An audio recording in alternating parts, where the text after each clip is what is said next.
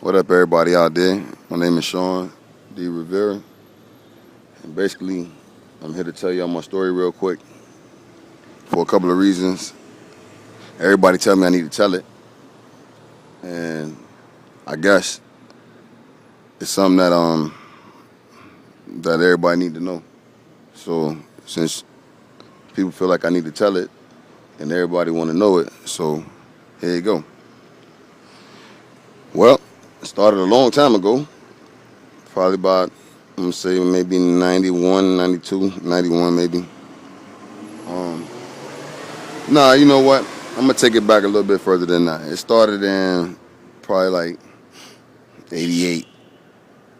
88, I was like in middle school or something like that, maybe. Leaving elementary school, going to middle school. Well, anyways, this was a time frame where I found out that I was adopted. Being a teenager or a preteen, I should say, you have your own little issues, and then you find out something tragic that of course, is going to affect you.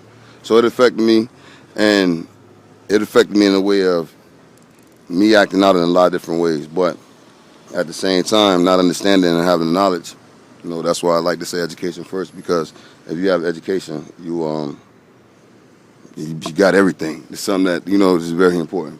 You got to educate yourself. But not having the knowledge of what life was really about, me being young and seeing what's on TV, hearing people talk, not really understanding that it's real rough out here. You know what I mean? You got to stand strong. But I chose to do things a little different. I acted out in class. Didn't do my schoolwork. I'm not saying I was a dummy because I got my GED when I was 16. So, just not paying attention to what people had to say. I felt like that my life was a lie. So, not understanding what life really was about and feeling like your life was a lie, you tend to say the hell with everybody. You don't trust people. Well, anyways, to go on to the next step of the story, finding out that I was adopted, I ended up leaving Florida. Parents told me I needed to leave and go find myself, find out my history and my background or whatever. Ended up leaving Florida and came up to Connecticut, where my mother was here. Well, my mother had her own issues, and then I had four little sisters.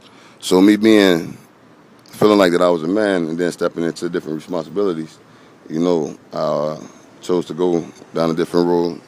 Got on the block right there in Norwalk, started at the Carver, started down there shooting dice, then turned up and started slinging dope, then turned up and started slinging guns, and turned up and joined the gang, you know what I mean? And after I joined the gang, it was just really over with. It just took me to a whole nother plateau.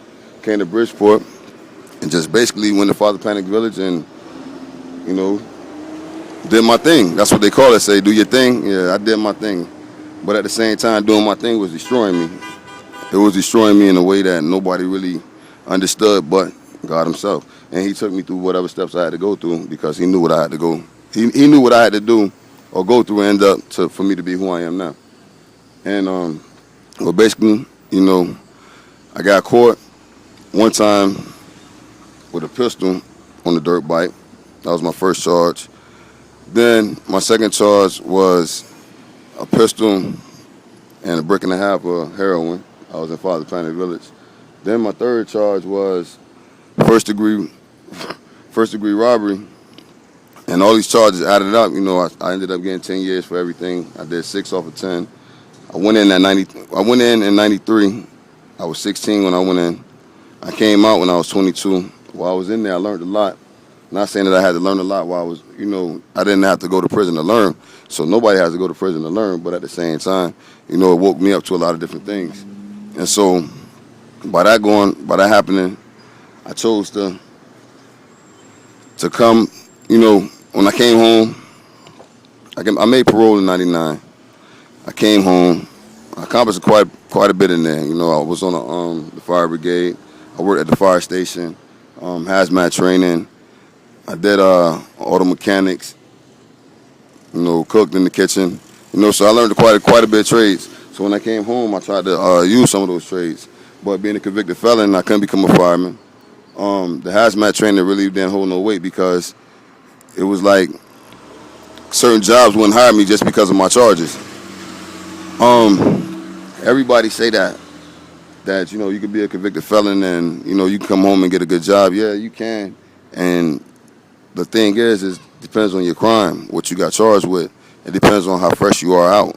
It depends on what you have done, in your history to revamp what's going on with your past.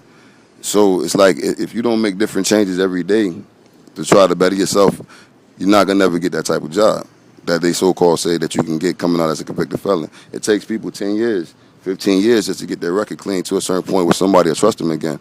And then you got to think what's going to happen between those 10 to 15 years that they trying to get their life together.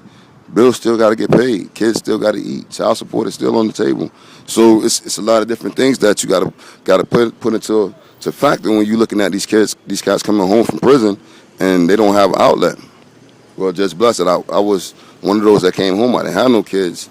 I came home with a little bit of money. I came home to a nice support system, and turned around and tried to take the things that I knew as a kid, becoming, being a hustler and stuff like that, and try to invent something different. I became an entrepreneur. I opened up my first car wash back in 2000. I did my first car show back in 2000 down in Tallahassee. Got married in 2001. Had a son. Opened up a little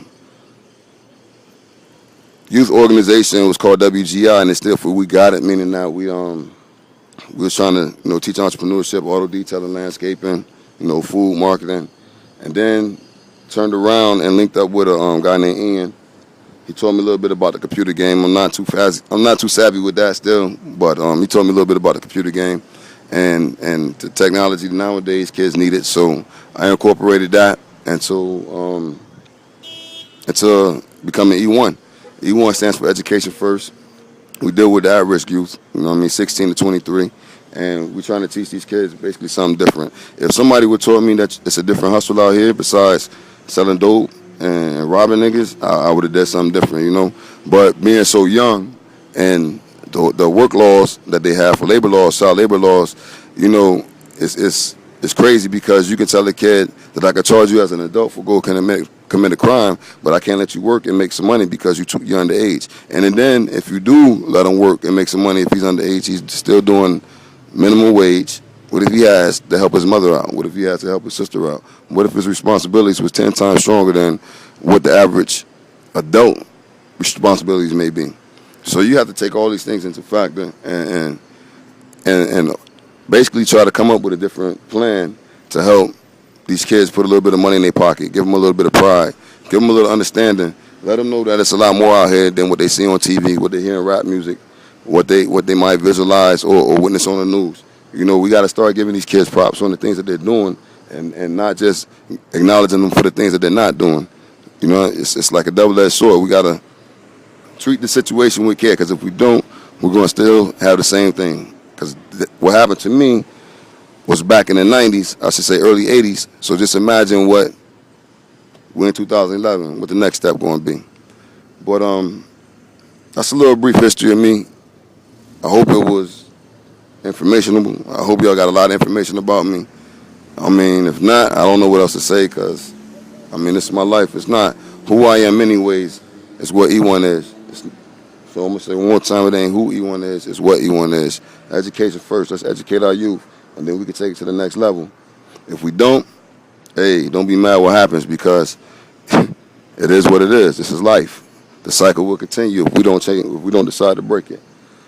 Shon, E1, all day, out.